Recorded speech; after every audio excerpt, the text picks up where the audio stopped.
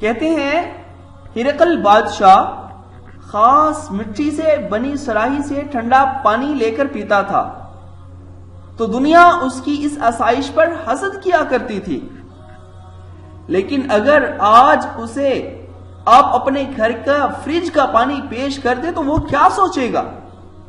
اگر قارون کو بتا دیا جائے کہ آپ کی جیب میں رکھا اے ٹی ایم کارڈ اس کے خزانوں کی ان چابیوں سے زیادہ بہتر ہے جنہیں اس کے وقت کے طاقتور ترین انسان بھی اٹھانے سے عاجز تھے، تو قارون پر کیا بیتے گی؟ اگر کسریٰ کو بتا دیا جائے کہ آپ کے گھر کی بیٹھک میں رکھا صوفہ اس تخت سے کہیں زیادہ آرام دہ ہے تو اس پر کیا بیتے گی؟ اس کے دل پر کیا گزرے گی؟ اگر کیسر روم کو یہ بتا دیا جائے کہ اس کے جو غلام تھے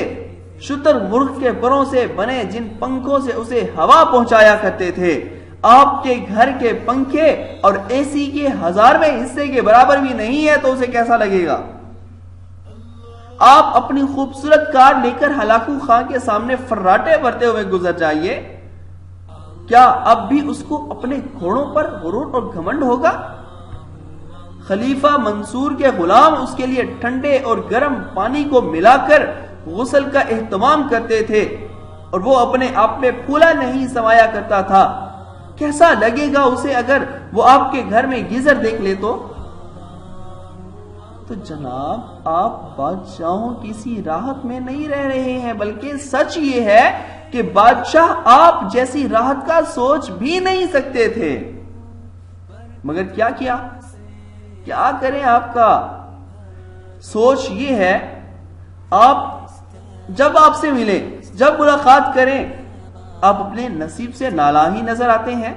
ایسا کیوں ہے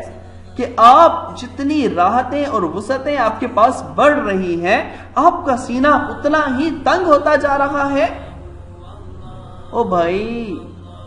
الحمدللہ پڑھیے، شکر ادا کیجئے خالق کا ان نعمتوں کا جن کا شمار بھی نہیں کیا جا سکتا۔